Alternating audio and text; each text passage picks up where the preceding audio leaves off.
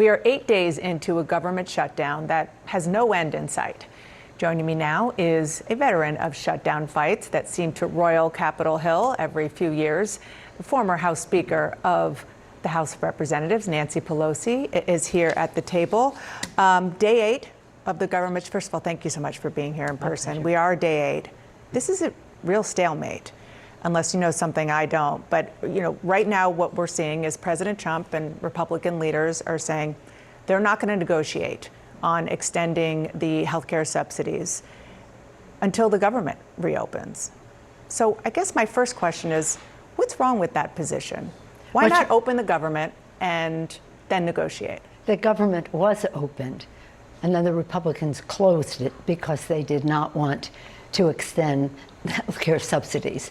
That means that it will raise the cost of healthcare to America's working families. They had their chance for all of this, but they didn't do it. Now they're saying, oh, if you open it, we'll do it. I don't believe that, but nonetheless. Here's the thing. The reason that the government is shut down is because the Republicans have insisted on taking down the subsidies, also Medicare, Medicaid, all of that, food for children, hundreds of billions of dollars for SNAP, to give a tax cut to the wealthiest people and the wealthiest corporations in America. You don't expect us to say, okay, we'll agree to your giving a tax cut to the richest people in America and increasing the cost of health care to open government. It's going to be up to them. They shut down government, and they're going to have to open up government. They have, every shutdown since the 90s, when I've been around anyway, has been a Republican shutdown. I understand what you're saying about where the differences are, and they are very big. They are voting yes on what we say here in Washington, a clean CR, a bill to keep the government running for 7 weeks, and Democrats are voting no, and for the reasons you just said. So how are they shutting down the government? First of all, it isn't a clean CR. Okay. So let's not stipulate to that. It's not a clean CR. What do they have in it? Going into that. The point is, Democrats who created Social Security, Medicare, Medicaid, the Affordable Care Act, all of that, are now being asked, reject that so we can give a tax cut to the rich. We're not doing it. And it isn't a question of, well, let's come back together so we can discuss it. That isn't going to happen. They had that chance. Now they just have to open government with it as a stipulation. So how do you get there? Would it be the president saying he's willing to engage in negotiations? What do you actually need tangibly to get there? Well, let me just say I'm so pleased with Hakeem Jeffries and the role he's playing for our House Democrats, Chuck, of course. But here's the thing. Everything important springs from the people. The public knows that this is wrong for them. This is a kitchen table issue for them. This is a kitchen table issue. They want costs lowered. The Republicans are raising the cost. And this is, our members have been all over the country spreading the word. Lincoln, public sentiment is everything. With it, you can accomplish almost anything.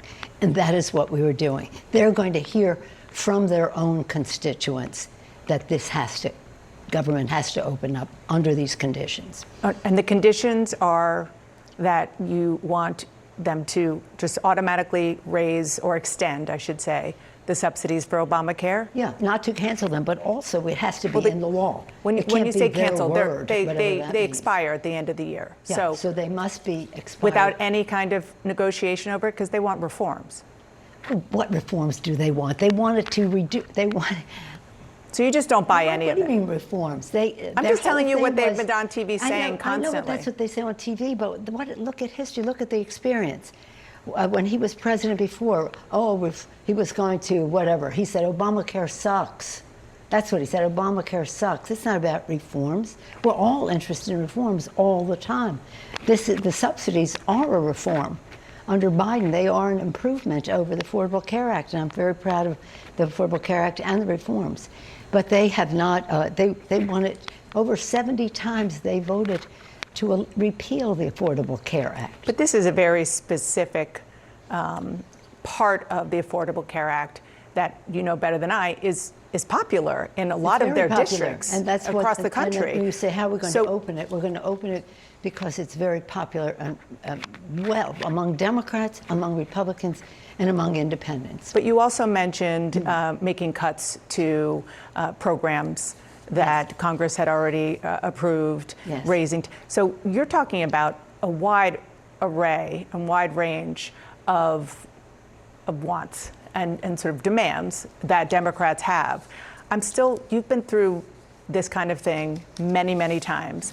I still can't see, and maybe you can explain it, how you get from here to there, because it feels like we're going to be in this for a long time.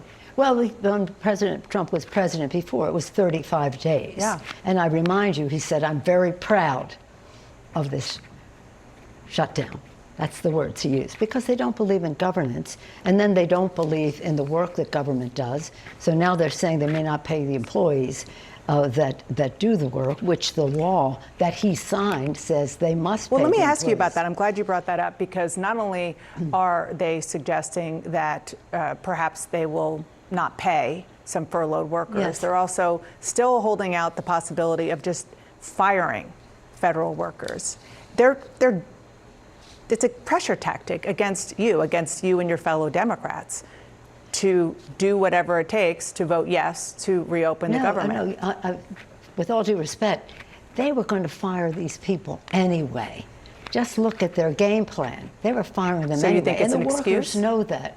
The workers are better informed than most of us on this because they're bearing the brunt of it. And they know had this firing lined up for a long time. So you don't Having buy it? You nothing. think this is an excuse? Of course I don't buy it, but I don't buy it, but there's clarity here. It's no use confusing the issue with, oh, they might have and would have and should have and all that. No, they're giving a tax cut to the rich, $4 trillion tax cut to the rich at the expense of food in the mouths of babies, health care for families, Medicaid for long-term health care for seniors as well as for poor children, not to even mention the Medicare cuts that they have, but I will mention them. In any event, don't ask Democrats to say we are going to reject everything we stand for in Medicare, Medicaid, Social Security. They're firing so many people at Social Security, it's hard to get your benefit. Yeah. So this is a budget is a statement of values. What is important to you as a nation is reflected in your budget, and they have shown what is not important to them. And I know, we're asking Republicans tough questions too, because the question is, where is their compromise? There has to be at some point. I want to ask you about what's going on in some Democratic-led cities.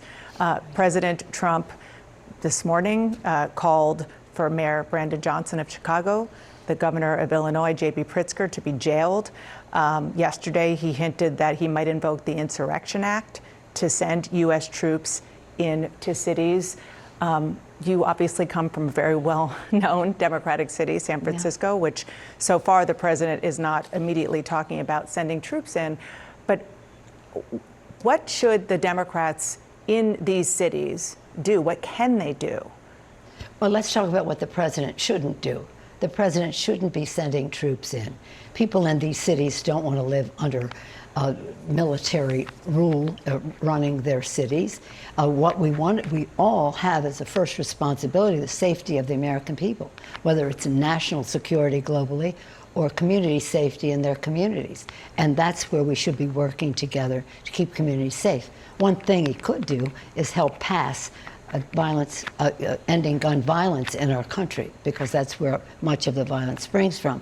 But the tactics that the president are using are highly unusual and not to be respected. If there were a situation where the locals see disorder and they need national folks to come in, they would be asking for it, but they aren't. And by the way, sending troops from one state to the next, these poor, I feel sorry for the troops.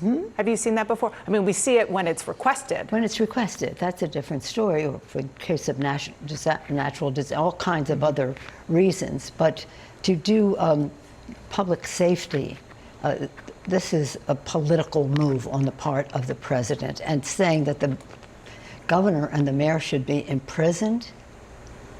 Please, come on, be presidential, Mr. President. Honor the office you serve in. Don't be so deranged and political as to how you make decisions. Prop 50, it's about redistricting. It's a ballot initiative. It's going to be up in front of voters. And you said 4 weeks from yesterday. Okay. And just so people remember, because it's maybe been a minute, what it would do is that it would get rid of the independent commission on redistricting. Democrats like yourself argue that it is an important counterbalance to what Republicans are doing, especially in Texas, which is redistricting in the middle of the decade. Do you think it's going to pass? Yes, but before I answer that question, because redistricting is about elections, and I want to just make one more point about the budget and what we talked about earlier. I want to declare Donald Trump is the worst president for children in America's history. I always say to people, know your why. Why do you want to be in politics? My why is for the children. And whether it's the food they eat, the health care they have, the education they have, the economic security of their families, the health and well-being of the environment, and safety from gun violence that they have, he is the worst president for children. Donald Trump is the worst president for children in American history. That's what makes the elections important. I just want to correct what you said. It doesn't do away with the commission. Temporarily. Well, you didn't say temporarily. Oh, I thought I did. Okay, I said it before. No, Thank you for making sure. No, but that's it's temporary very important. Until 2030. We have, as part of our For the People legislation, commission redistricting for the whole country. We don't want legislative political redistricting. We want commission redistricting. Mm-hmm. But if they're going to go midterm, which mid-decade, which is not right, and they're going to do it legislatively, we cannot disarm unilaterally. So we said, if they would go back off, we'll back off. We're not interested in doing this. However, if they do, for this election, and then we'll go back. So you're going to win? We'll go back to commission. Yes, we will win, but we don't take anything for granted. We own the ground, we get out the vote, we organize. Our House Democrats have been great in sharing their districts so that we have, we'll pick up 5 more, hold 4 very strongly. The state legislature accepted those maps almost universally, and our governor has been just outstanding in making the case to the people of California, Gavin Newsom. So you think you will have the votes, and you're saying, I know you don't take anything for granted, right. And that would mean you'll pick up 5 Democratic seats, hold 4 that had been kind of swing districts. The election were today, but we take one day at a time for our victory. What happens if in Texas a lawsuit that has been filed in order to stop that map, the new Republican map, from going into place before the midterms in 2026. What happens if that's successful? Will you somehow take your foot off the brakes? No, we're down the path. They had their chance to withdraw. Now we're down the path. But we will still go back to commission redistricting. Okay, let me just put a button on this, because you did say, and it is true, that what is going to be on the ballot is temporary. God bless you.